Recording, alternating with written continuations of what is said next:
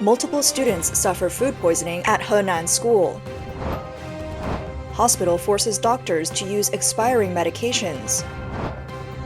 Nanning floods as Yong River rises to 76 meters. UFOs appear over Tianjin airport, fireballs fall in Jiangxi. China's retirement age delay sparks outrage online. On September 11th, a major food poisoning incident occurred at the first junior high school at Yima, Sanmenxia, Henan province, involving over 100 students. According to parents and students, after dinner, several classes reported symptoms of nausea, vomiting, and diarrhea. One angry parent said, "My child suddenly started vomiting after returning to the dorm. He looked pale, so we rushed him to the hospital." The school sent some of the affected students to the hospital. The incident sparked strong protests from parents and students. Around 7:30 p.m., after hearing the news, many parents rushed to the school and gathered at the entrance, visibly upset. They demanded accountability from the school and pressed for answers about the cause of the food poisoning. Parents questioned the hygiene of the school cafeteria and demanded a clear explanation and a public response. Parents stated that the students' dinner was provided by the school cafeteria, and symptoms appeared almost simultaneously among the students, leading them to suspect a case of mass food poisoning. One parent said, "The school food has never been clean. The kids have complained several times, but no one has taken it seriously." Many believed that this large-scale food poisoning incident was not just a coincidence. During the protest, one parent held up a piece of food and angrily questioned a security officer. "Would you eat this? If it's edible, then you eat it." At 9:20 p.m. that evening, after study sessions ended, students from the third and fourth floors gathered in the hallways, shouting, "We are not cattle or horses, we are humans." Then they spontaneously marched around the campus, waving textbooks and flashlights. Attempts to calm the students and their parents failed. Around 10 p.m., the school turned off the lights, and the students collectively sang protest songs, their voices echoing across the campus. After several rounds of protests, the principal was eventually taken away by police. One student posted on social media, "They told us everything would be solved, but we've long stopped believing them." A netizen commented, "Over 100 students got food poisoning at Yima Junior High, but none of the teachers did. If you want to understand why this hurts so much, just look at how school lunches are handled in Japan. Teachers there are not allowed to bring their own food. They must eat the same food as the students, and the principal is required to eat 30 minutes before the students to ensure that if there's poison, they'll be affected first." Another netizen said, "The students' protest is powerful. I support them for standing up for their rights." Recently, a hospital posted a notice in a doctor's group chat about some soon-to-expire medications and large inventory supplies. After a hospital committee review, the decision was made to prevent waste by requiring the 13 attending physicians to use the medications as soon as possible. They included 64 bottles of levofloxacin per doctor to be used by the end of this month, 110 doses of amoxicillin or clavulanic potassium per doctor to be used by the end of the year, and 270 bottles of calcium carbonate per doctor, also by the end of the year. If the medications are not used by the specified dates, the doctor's performance pay will be deducted. A whistleblower exposed the situation in a post, stating, "They're forcing doctors to prescribe more, or else the drugs will expire. This is a case of the hospital's higher-ups colluding with authorities to defraud their subordinates. The pharmaceutical industry is a dirty, bloody business used for money laundering." He further revealed, "The medical industry is full of corruption, including bribery, money laundering, and even more serious crimes. It's a black market. It's much more complicated than people just being unable to afford health care. If you have money, will the doctor actually treat you? Some doctors are criminals involved in these scams." On May 9th of this year, a netizen from Henan posted that the Henan Provincial Maternal and Child Health Care Hospital had prescribed saline solution that had been expired for at least 9 months.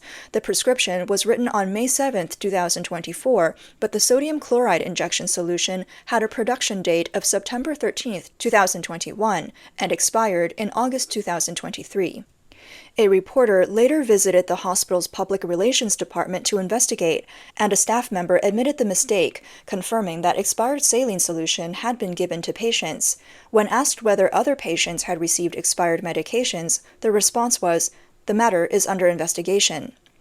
The use of expired medications by hospitals is not an isolated incident. In 2024, Xindu Yining Hospital in Chengdu was fined 55,000 yuan for selling expired drugs, which were classified as substandard.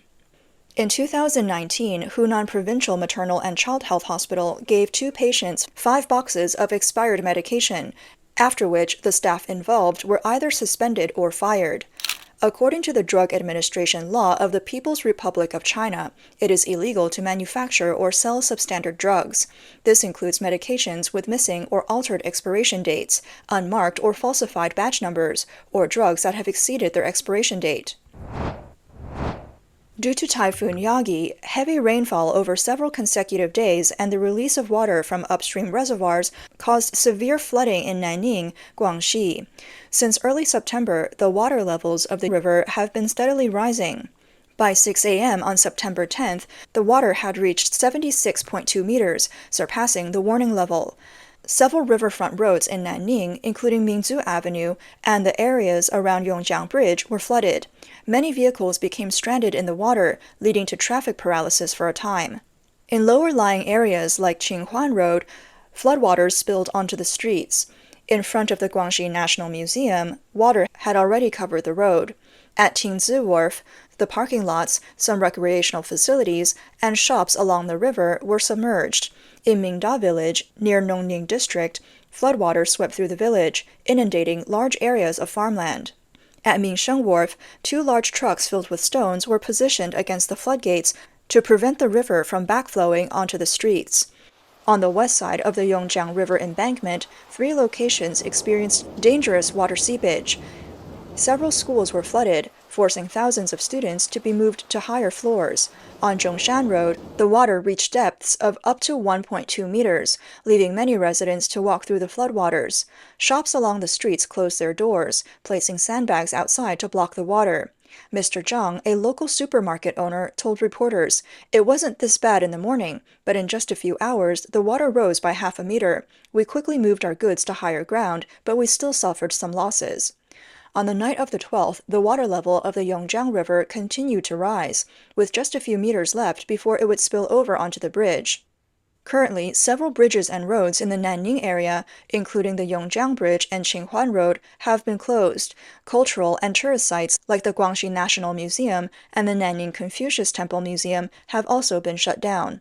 Officials stated that the Yongjiang River embankment is facing its greatest flood challenge since 2001.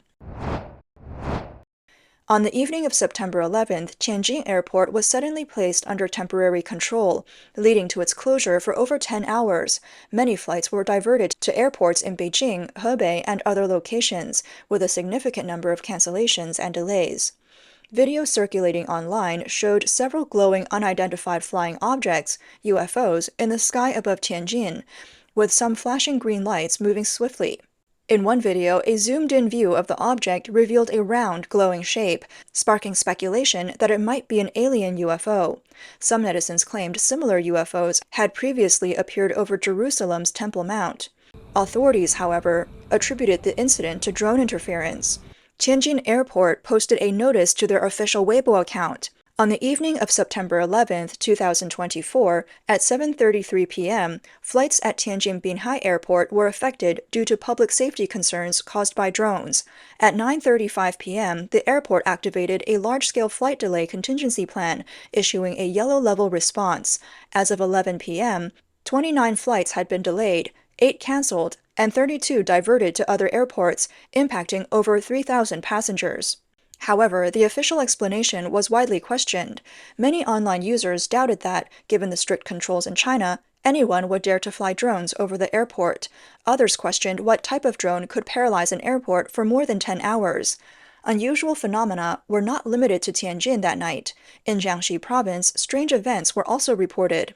In a video posted by netizens, several unidentified fireballs were seen falling from the sky over Fuzhou City, Jiangxi, at around 5 p.m. on September 11th.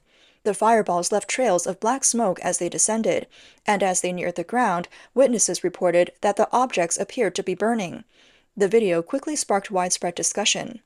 On September 12th, the Fuzhou Meteorological Bureau responded, stating that no artificial rain enhancement operations were conducted on the evening of September 11th and that the event was not caused by any meteorological activities. However, the specific cause remained unclear. Later that evening, similar fireballs were reportedly seen falling from the sky in areas along the border between Fujian and Guangdong provinces. One commentator wrote, "I have no idea what these fireballs are, but as they fell, a stream of sparks also dropped beneath them." Speculation about the cause of these fireballs ranged widely. Some believed they were debris from a Chinese Starlink satellite, others thought they were UFOs, and a few suggested they could be low-orbit reconnaissance satellites that were shot down. Others hypothesized that they were flares or heat-seeking decoy missiles used for military purposes. One netizen commented, "If they're using heat-seeking flares, things might already be getting serious." As of now, no official explanation has been provided to adequately address the unusual phenomenon seen in these regions, leaving the public with lingering doubts and speculation. On September 13th, the Standing Committee of the Chinese National People's Congress approved a decision to gradually extend the statutory retirement age. This gradual delay in retirement will begin on January 1st, 2025, with the retirement age being extended by 3 to 5 years compared to the current rules. According to the official decision, over the next 15 years, the retirement age for male employees will be gradually extended from 60 to 63 years old, while the retirement age for female employees will be extended from 50 and 55 years old to 55 and 58 years old. Additionally, the State Council's plan for gradual extension of the statutory retirement age, also approved on the same day, stipulates that starting January 1st, 2030, the minimum number of years for pension contributions will be gradually raised from 15 to 20 years. This announcement triggered a wave of criticism online. Many netizens expressed their frustration, with comments like, "The pension fund is running out of money, so they need us to work a few more years to fill the gap. This way, the officials can retire with their high salaries." Others added, "For those with secure jobs, it just means more years of earning a salary. For those without, it means waiting even longer to collect a pension." Another said, "If you have skills, you don't need to retire. If you have power, you don't want to retire." One person lamented, "Those of us born in the 70s are unlucky. We didn't get welfare housing, we couldn't have a second child, and now we're stuck with delayed retirement." There was also sarcasm online. "It's fine. Even though retirement is delayed, unemployment comes early." One person joked, "I'm only 50, and I can't find a job because they say I'm too old. What now?" An experienced journalist raised 3 soul-searching questions about the delayed retirement policy. First, will you live long enough to retire? Second, will your company survive until you retire? Third, will your company let you work until retirement? Tsinghua University history professor Qing Hui commented on the retirement issue, saying, "A limited government only takes on limited responsibilities. If your power is unlimited, why should your responsibility be limited? When it comes to responsibility, they compare with Europe and America, but not when it comes to power. If you can't take on such a big responsibility, what right do you have to such enormous power? Extending power into people's private lives is a Chinese characteristic. Should an unlimited responsibility for pensions also be a Chinese characteristic?" Another netizen responded, "Claiming to represent the interests of the people is a lie. They're just trying to squeeze the lower classes dry."